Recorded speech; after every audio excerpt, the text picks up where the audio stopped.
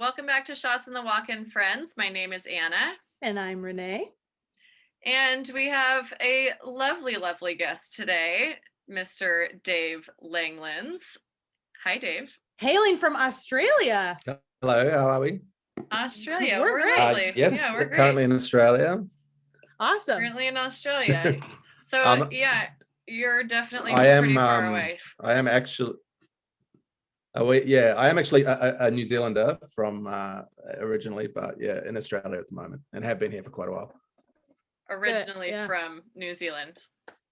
So I'm very excited right now because we start our podcast off by taking a shot, and I want you to see my shot glass here, Dave. It says, "I heart New Zealand." Oh, cute. Amazing. I was very proud of it. Actually, it's not my shot glass. I'm at my brother's house, and his lovely girlfriend just went, "I have the perfect shot glass for you." We've been skiing today, so I let her know what we were doing. But anyway, cute. I awesome. love New Zealand. What are you guys drinking today? Yeah, what do you have, Dave? What are you shooting? A favorite Bacardi 8. Oh, a rum man. 8-year-old rum. Into it. Nice. I love rum. So I have what are you guys drinking? mezcal. So mezcal burrito fiestero. Yum. Look how cute this bottle is too. I wish that I could show you everyone that's listening, but anywho, I can't. We'll post it. Nice. Renee, what do you have? I'm drinking the Whose Songs on Yeho again. Okay. It's tasty. I like it. It's delicious. I'm a tequila girl myself. Yeah. I wish I had some tequila. I love tequila so much. It's so good. Yeah. Well, it's the delicious. best. Yeah. Cool. All right. Cheers. Welcome to the show.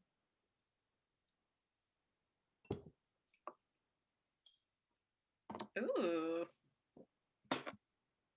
Tastes like a burrito. Nope, it doesn't taste like mezcal. It doesn't? No, well, it's called burritos. It doesn't. Oh, I was really confused about that. I was like, why would it taste like a burrito? Anyway. Tastes like a burrito. Anyway. Well, we got introduced because a previous guest that we've had on the show and a friend of mine, Erika Kennedy, her husband, Kieran, went to college with you, correct? Kieran Kennedy?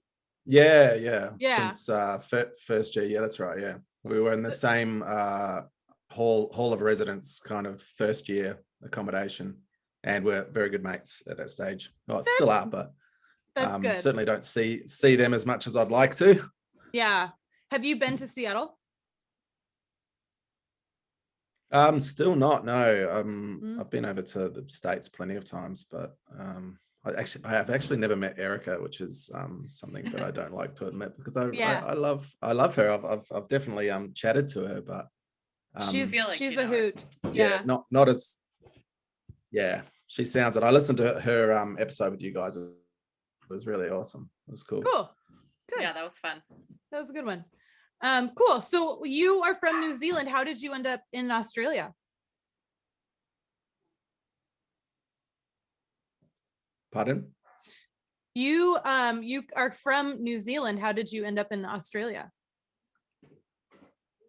So after I went to university with Karen, I kind of I got to a point with my study where I was just a bit bored by kind of studying basically, and I wanted to pursue my other kind of passion, which was music. So I came over here to play music, and moved over with a bunch of bandmates and set up shop here, and haven't really left.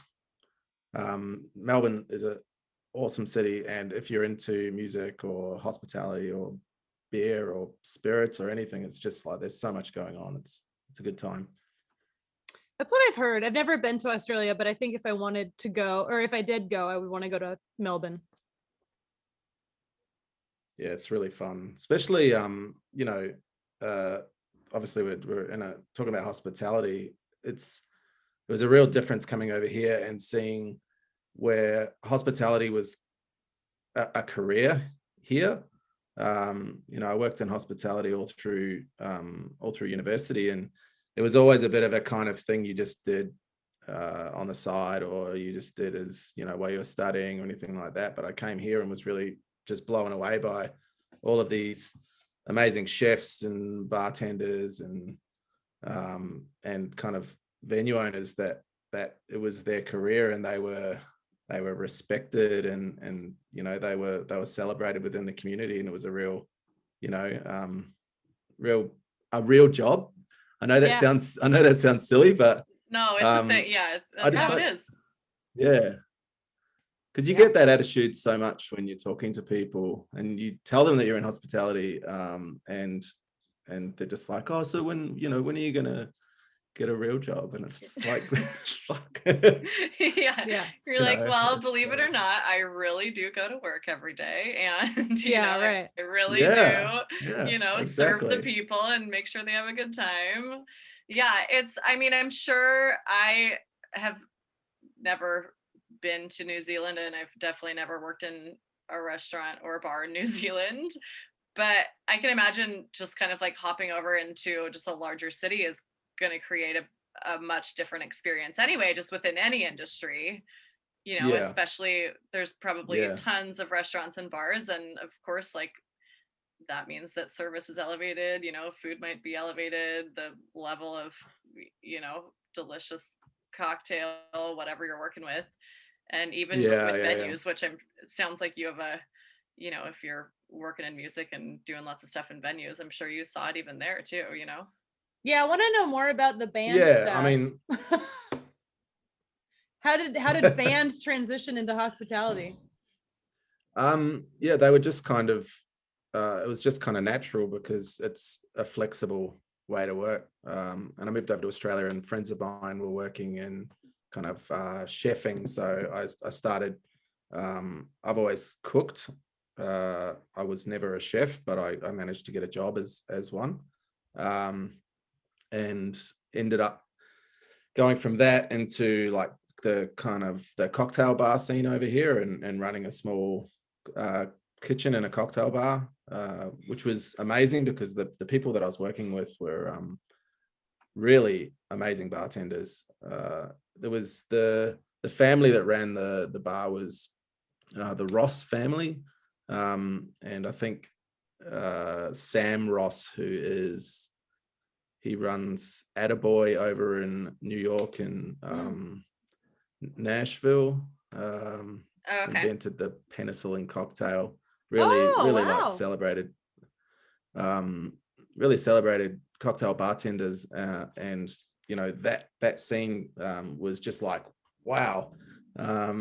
Seeing these people that are just unbelievable with how much they know about booze and food and service and all this kind of stuff, just really began to be really blown away by these people, and then just went, shit, I'm actually interested in this. So jumped front of house and started working in bars myself, and then started managing bars, and and just got really deep into it all of a sudden.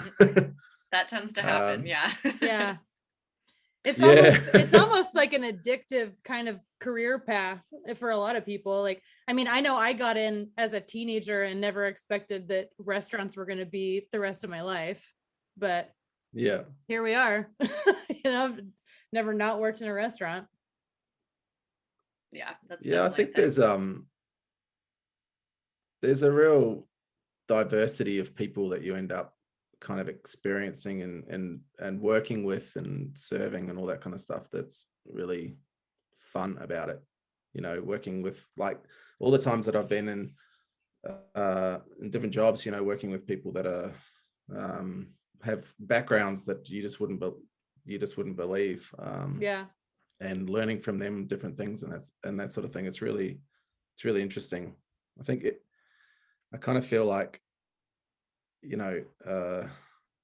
most people should do some sort of hospitality in their lives, and I think a lot of people end up kind of cycling through in some way.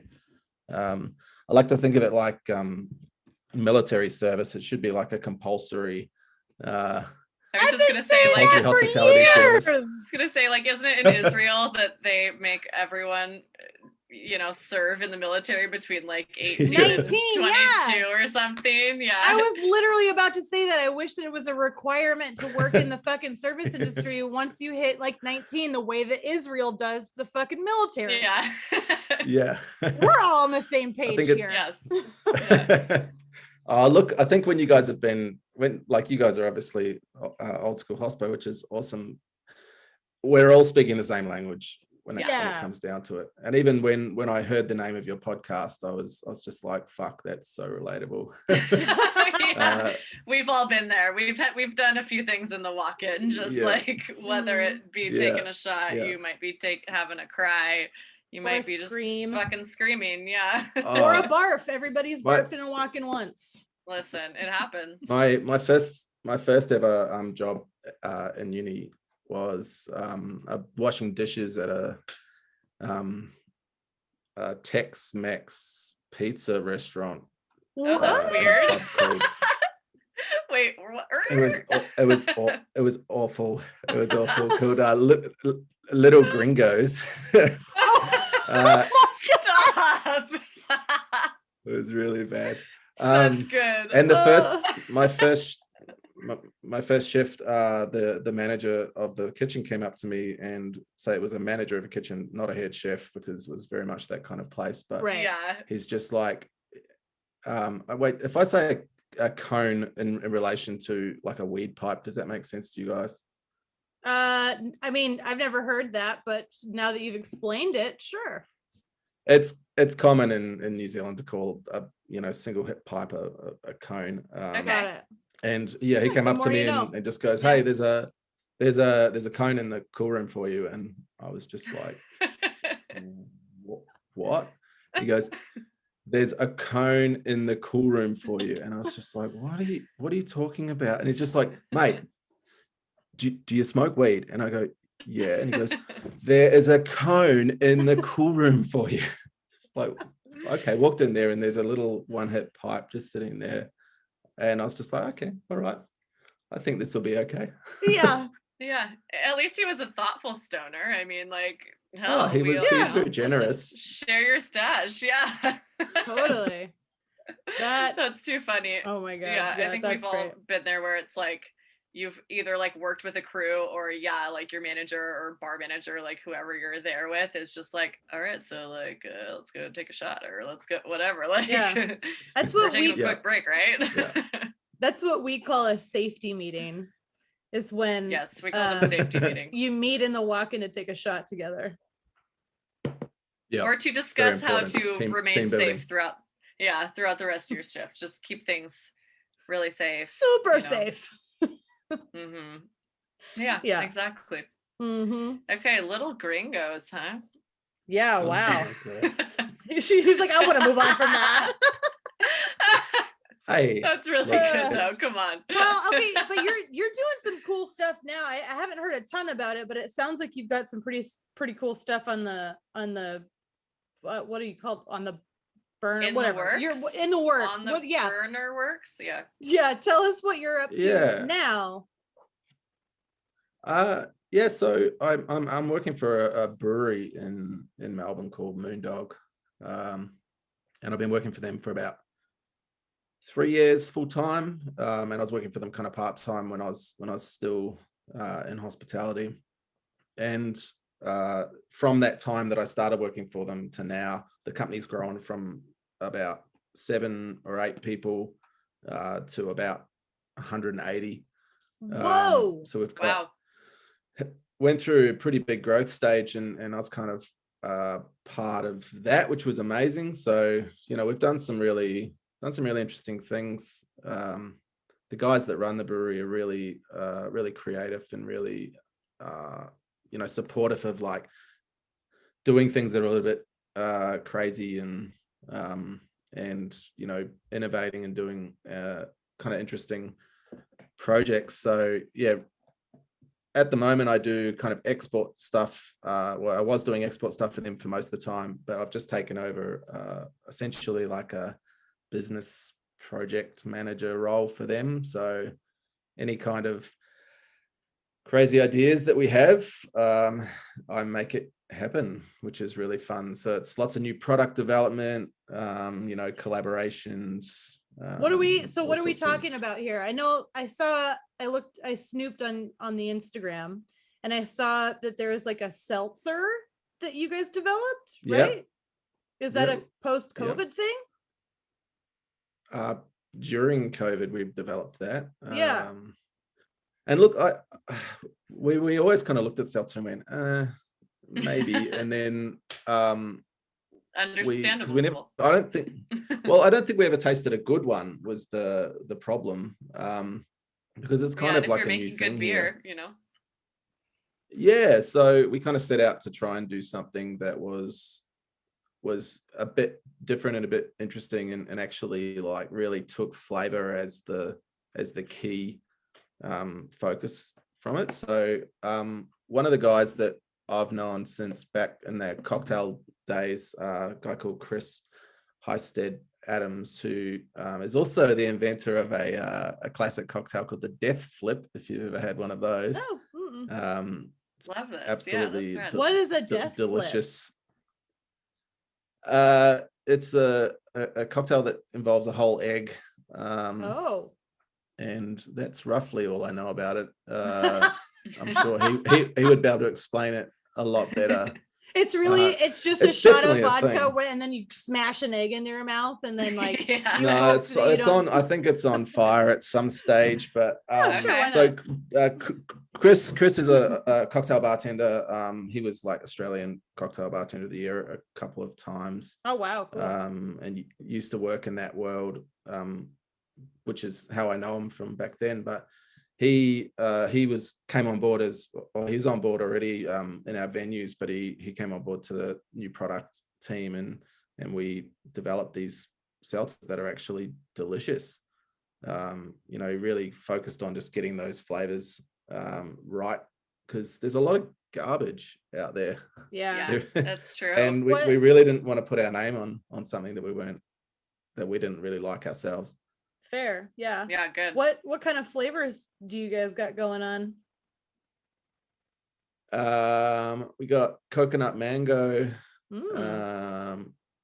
tropical kind of, it's called Tropical Crush. It's essentially we've tried to recreate these kind of nostalgic flavors from our childhood. Sure. So there's different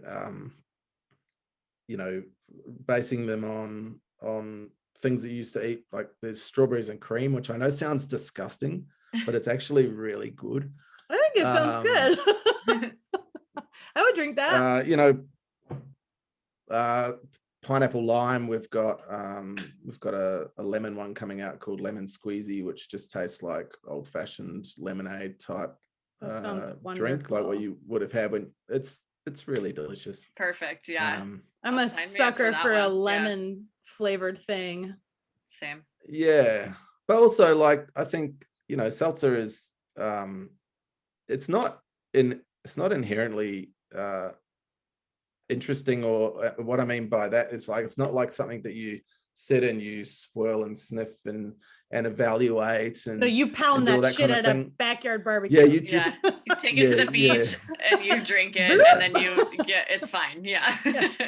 That's its purpose. We all you take it camping. So I don't want to like go on about it too much, just because that's exactly what it is. Yeah. Like, sure. You put it in your mouth, it's delicious, it gets you pissed. Yeah. Perfect. We're all happy. Yeah, exactly. Yeah. That's cool. Well, if you why don't you go? You said, I mean, it was a brewery first though, right? Yeah. So we're still a brewery, very much so. Love we still do a lot of different beers. We've got a big barrel program where we do a lot of like barrel aged beers, wild fermentation. We do a lot of collaborations internationally. We just did a collaboration with Run the Jewels, the hip hop artist. Yeah. We did. Wow. Cool. We've done them with big international breweries and also to do a lot of just playing around with things, I guess. But I mean, all under the umbrella of making just a shitload of seltzer and regular lager and stuff like that as well.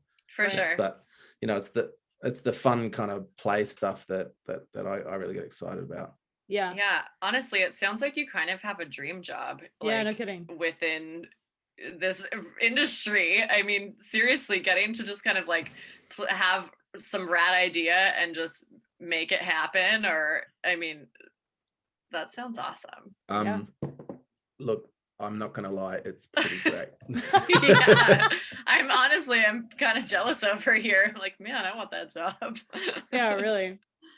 So what was your you started at 7 people though, like that 7 or 8 staff members, that's tiny. So what was the first like big expansion like what was the thing that what was the catalyst to like set you guys off to having 180 and like, what did you say, 3 years? It was about 4 years it took to grow that. That's significant. I think. Yeah. Will was definitely the catalyst, was just essentially making the decision that we wanted to grow and growing, because previously the brewery itself was always this kind of weird side brewery to the main kind of craft beer scene here. Like the first beer that Moon Dog ever released was a cognac barrel aged double IPA. Oh wow! That was like just number one, and it was very much a statement of intent. It was, hey, no one. I mean, why would you even barrel age an IPA? It's supposed to be fresh, but what? Why would you put it in a cognac barrel? What would that serve? But it was delicious. And Moon Dog for years really didn't even really repeat themselves too much. Oh wow! Before. Like it was really just, single batches, crazy shit, things that were deliberately like mashing different styles together, using different ingredients, really experimenting for sometimes for better and sometimes for worse. Yeah. But then I think, about four or 4.5 years ago, roughly, the decision was made to kind of, keep that ethos, but try and build a business out of it. So, we brought out a core range, which is, what most breweries would start with, where you've actually got a pale ale or a lager or an IPA or something you can get all year round, which was a pretty novel concept for the brewery at the time. And then, just really like building hospitality was a big part of it as well. So opening our first brew pub, which was just in the shed that it all started, cool. Which still exists, Moon Dog OG. It's a absolutely amazing little eclectic kind of mix of random stuff on the walls and old couches that were found on the side of the road, and nice, all within like this shed, old kind of warehouse in just outside of the Melbourne kind of CBD. And then on to like when we opened Moon Dog World, which is our current brew pub, which is a kind of 700 person indoor, outdoor, tropical. It's got a lagoon in it and a fake waterfall. It's how does that work? Amazing. I want to go there. Like it's kind of like a shitty kind of 70s or 80s family theme park kind of look. So it's not, it's not fancy by any means. Like the lagoon was dug. Yeah. The lagoon was dug by a guy that we know who had a digger with a jackhammer on it, and then it was all sealed by the guys that own it. All of the bar is just this massive warehouse where they've stacked a whole bunch of shipping containers on top of each other, and nice. And broken up the space using those kind of things. And it's very kind of do it yourself, but I was gonna say it sounds pretty really well. DIY. But people have responded to it. It's it's full every weekend, and even during the week there's a lot of people there, and it's a big venue. But how many staff? And it's in a weird place. In the venue itself, over 100, I'd say. There's at least kind of 8 to 12 chefs every shift in the kitchen. And yeah, man, sure, that sounds great. Sounds like just like the ultimate rad clubhouse for you guys that you got to create like piece by piece. And yeah, it's fun, but it's certainly it's been a big part of, I think, the expansion, because it's a place where you can come and bring people in and immerse them in what you're all about, and really like give them the full experience, rather than just selling your beer at someone else's bar, which we still do a lot of. Sure. But being able to bring them there and go, hey, we're Moon Dog, we've got this big crazy thing, we take the beer really seriously, but we also don't take ourselves super seriously, because I mean, look at this place. But it's nice, I get to eat my lunch beside the lagoon every day. Nice. Perfect. With the open roof, so it's all nice and sunny. It's and COVID safe. Really nice. Yeah. COVID safe. Yeah, we're very fortunate. Very fortunate over here at the moment. That's great. Yeah, it's kind of perfect. Are you so it's a venue? Are you still having live shows, or has that stopped? Has it slowed down? Are there rules? Look, I really don't want to be. I'm very conscious about talking about it, because I'm not. I understand the rest of the world is not necessarily as lucky as we are at the moment. We are an island country. Yes. You guys are like fine with hard COVID. Border. Yeah. Also, we live in the United States, where it's a fucking disaster all the time. Yeah. So, I mean, you can say it. Yeah. We know. We're aware. We're American. I know. But I don't want to seem insensitive for anything, because I know that it's really upsetting what you guys are going through, and obviously we have a lot of friends over there. I have a lot of friends over there, and I really do feel bad, because our life is fairly normal at the moment. We can go to bars, we have live shows, we have festivals. There's still a few restrictions, but generally we have 0 cases in the community at the moment. Which is that's amazing. Quite remarkable. But look, it's all just purely because of where we are and the hardline approach. Like, we spent all last year inside, basically. Yeah. To eradicate it completely. Sure. Well, it sounds like you guys were better at it than we were. Yeah. No, look, it's complicated. It's very complicated. It is. Well, and the thing about like the United States is that a lot of people may not realize, if they live in other countries throughout the world, is that we are a country, but we are also pretty much 50 small countries too. Yeah. And so whatever Absolutely. The country next to or state next to you is doing, it might not be what your state's doing. And if everyone isn't on the same page, it's hard to tackle anything or get anywhere, It's Well, most of our states enacted hard borders over the last year. We did not. The states shut themselves off and acted as a kind of more manageable unit, I guess, and got on top of their own things. Smart. But look, how are you guys? Well, we're hanging in there. Things are weird. I mean, we're still, so like, for example, like my restaurant now, we're only allowed to have, and this is, I mean, we're a solid 12 months into like, into the virus, into like quarantining, into all of it. So I've gone through 2 shutdowns in my restaurant this year. I have had, I think, a total of 5 months off where I haven't worked at all. And now my restaurant is only allowed 25% of the capacity. So we can only allow that up to that 25% in. So we're only allowed to make that much money, just only allowed to, we can essentially employ so many people and make sure that they can pay their bills. It's pretty wild still. It's ridiculous. It's I don't feel that we're all going to really fully understand the weight of what is happening to us all. until maybe a year or two in the future, where when we can look back on this and just breathe and go, whoa, what the fuck just happened? I think you're right.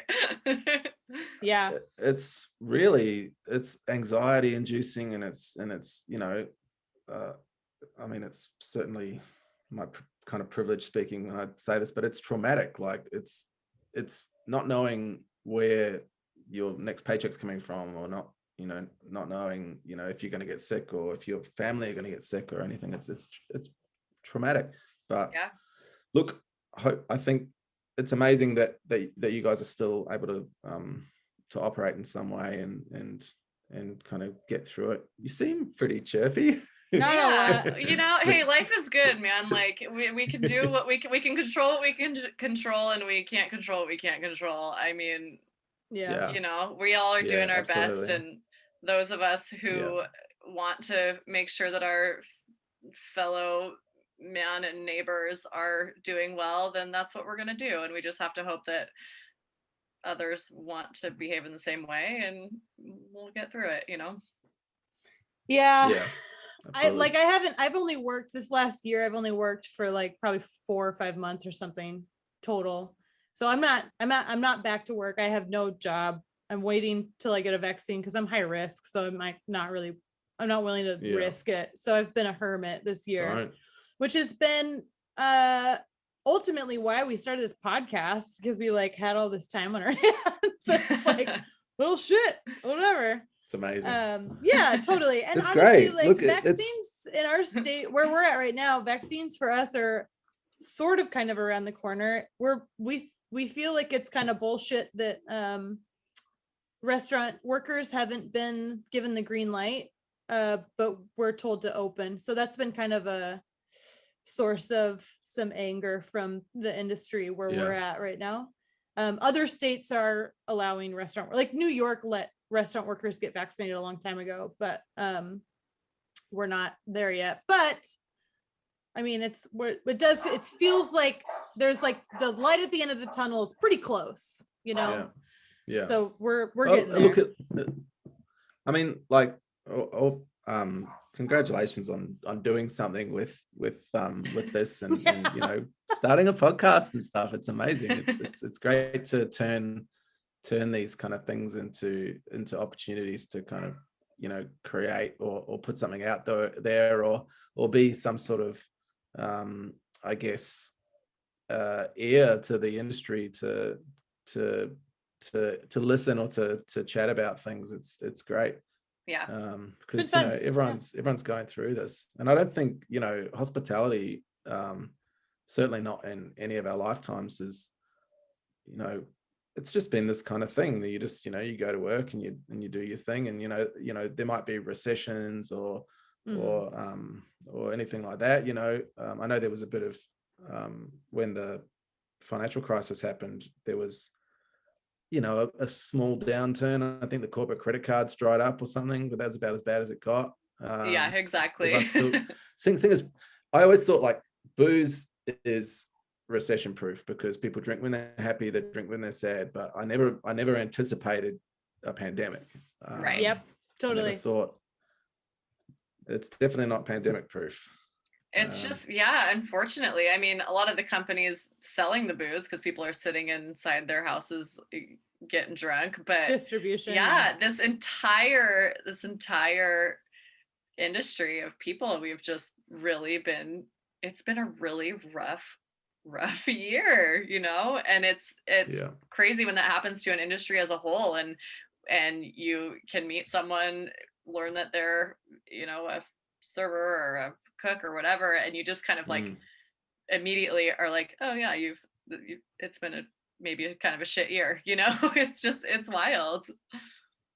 Yeah, it's affected a lot of different people. The ripple effect on restaurants is crazy. It's like it is down to like the farms that are giving the beef to the restaurants, like because restaurant beef, cows or whatever, animal meat or product or whatever is like prepped differently. There's different guidelines for farms that are providing for restaurants than for grocery stores. So one of the kind of crazy things was like all these animals had to be slaughtered and tossed because all the restaurants were. Makes me feel crazy.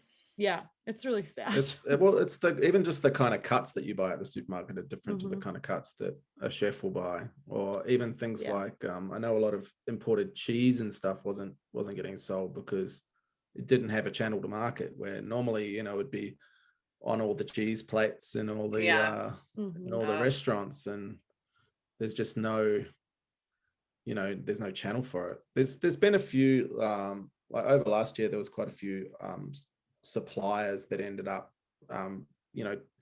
pivoting their businesses to like retail focus. Like there was the butcher that used to supply the restaurants and pubs that one of the butchers that used to supply us, he started like a home delivery retail thing. Good idea. Well, yeah, it was great. I mean, you're not getting the same kind of volume you would from a restaurant, but it kept everyone in a job. Yeah. And I know there's been like a lot of cheese and dairy and all those kind of primary industries that just like found their channels to market dry up, changing things and doing things. But I think it's only sustainable to a point, especially because I found in like the first part of the lockdown when it was all sourdough and Zoom calls and stuff like that, where everyone was kind of like, oh, this is fun, and then it just turned into like problem drinking and existential dread. Totally. We're all depressed now. And then all the shelter dogs got adopted too. Yeah, that's the good thing that happened. Yeah. I'm guilty. I got a COVID dog. She's at my feet. But did you make sourdough? Yeah. Did I? Yeah. No, not at all. Did anyone make I made sourdough? Fuck. Yeah, you did. Look, lots of people did. It's a noble pursuit. It sure is. You're essentially Thank you for noticing that. Farming your own little wild yeast bacteria type. It's just not bacteria, it's yeast, isn't it? But it's just like brewing, kind of. Same. Yeah. we have our own yeast farm at the brewery of all sorts of delicious, funky yeasts that are growing there and keeping things alive. Do you name them? And luckily, do you name your starters? I'm sure Annie, lab tech. I'm sure she probably has names for them. But that's like a common thing, especially with like pizza places and stuff. They name their starters. Like I know Anna got hers from my old restaurant, and it's called Ruth Starter Ginsburg. Unfortunately, I killed her. Well, great, thanks. Oh, too soon. Did you name her that before? No. Oh no. Well, it was our friends. They gave me some of theirs, and then unfortunately, I killed her. I've since made my own, but it does not have a name. You gotta name it. So, do you think you might have been responsible for the? Now that I'm saying it out loud, I feel like That is around the same time too. It absolutely was. So I'm gonna step outside and just get struck by fucking lightning here. we have this beer series called the Magnificent Mullet series. It's a like fruited sour beers, and they're all named after like famous people with mullets. So there's like there's Billy Ray Citrus, David Boysenbowie, John Straub Van Dam. But we have this one particular fruit, the watermelon, where every time we name, well, the two times that we've named someone after it, they've just had a bit of a downfall. So it's a bit of a cursed fruit. So first, back when the beer first came out was Melon Gibson, and then he turned out to be a bit of a gross human. He's a problem. And then recently we're like, oh, we really want to bring that beer out again because it was great. So we go, oh, we'll just call it Melon Generous, and then. She turned out to not be so great either, but maybe she's fine. I don't know. I don't really look into it, but it certainly wasn't. She wasn't making. Got a bad rap on the media. I feel like So everyone's tripping about that, but whatever. People are a little sensitive these days. I don't know, but we're actually really concerned about bringing that beer out again and renaming it after someone else, because we're like, are we gonna get this person in trouble? Right? No, you have too much power at this point. Yeah. Yeah. That's the scary place to be. Too much power. Melanie Trump. Boom. Wait. Oh, Melania. Oh yeah, I was like, wait, what's her name? Yeah, I can't see anyone ever not thinking she's great. She already dug her own grave. You're fine. She needs to go. Oh, look, you don't need to convince me. Well, us either. There was certainly some celebrations early this year. Yeah. Yeah. I was so bummed. I was like, I really wanted to celebrate when Biden won, and I was like, well, I guess I'll just go woo outside because I can't do anything. Like, it's such a bummer. But anyway, we celebrated. Yeah, we all definitely took a shot for sure. Or 25. Just we made it. Seriously. Good Lord. Anyway. Yeah, exactly. Anyway. Always. What else do you guys want to talk about? Yeah. Well, we could go maybe just a little bit longer. What do you think, Renee? Yeah, of course. A little bit? Yeah. So okay, well, here, did you have things? I'll probably like Renee if you want to take over, and if you had a few things that you kind of wanted to get through. I mean, I was just chatting. So I mean, okay. Oh, okay. Sorry. I figured that she had a plan because I full disclosure, and I'm gonna edit this out. I did not look at any of our notes today going into this episode. Oh, we don't have any notes. Okay, never mind. Okay, there were no notes. I didn't say anything. I feel like we've had a nice chat. I did not. All is good in the world. I just want to know what. Now what? Now what? Moving forward, now what? Okay, hold on. Okay, Dave, now that you're good on the COVID front, things are pretty much back to normal. What's in store in the future for you? It's a big question. That's very difficult. We're as a business, we're planning to expand our venue offering massively. We think we're really trying to avoid the kind of cookie cutter, just franchise style venue way of expanding. So our plan is to kind of open up new venues, but try and like really do something really out of the box and interesting. Do you have something in mind that you can't talk about? I know lots of ideas. We've got everything from like we've got Moon Dog Aloha, which is coming out which will be opening within the next kind of couple of years, which will be like a bit of a beachy place with some sort of like surf machines in it. Whoa!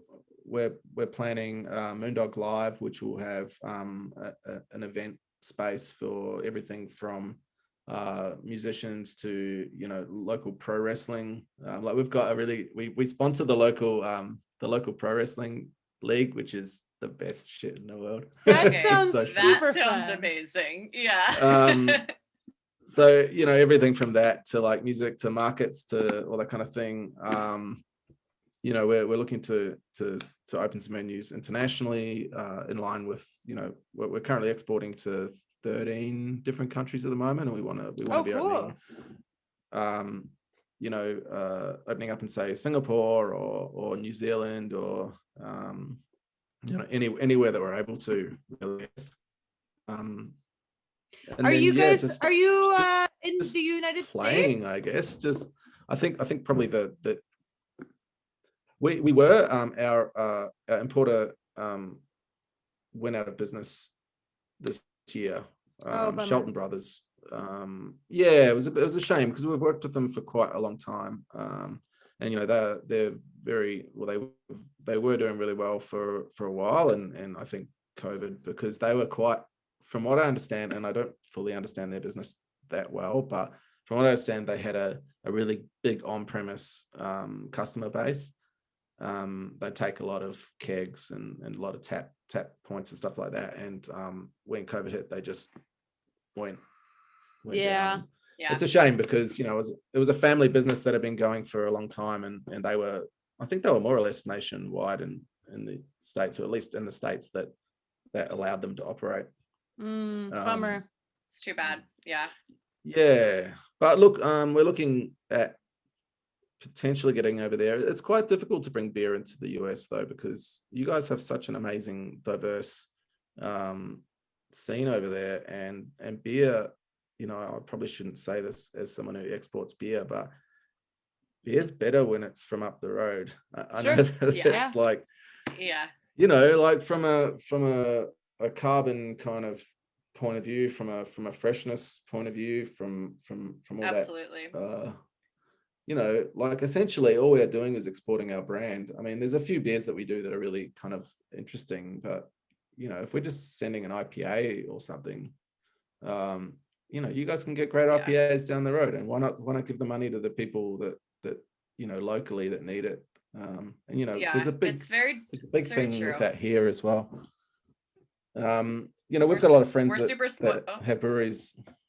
A lot of friends that have breweries over in the US, and you know, like they've, like everyone has, you know, gone through hell. So give them your money. We definitely want to. They've been getting a lot of money for sure, because we all need some beer right now. But it's true. We are very spoiled, especially where we live. Here in the Pacific Northwest, we're very spoiled for really good beer. No, it's amazing up there.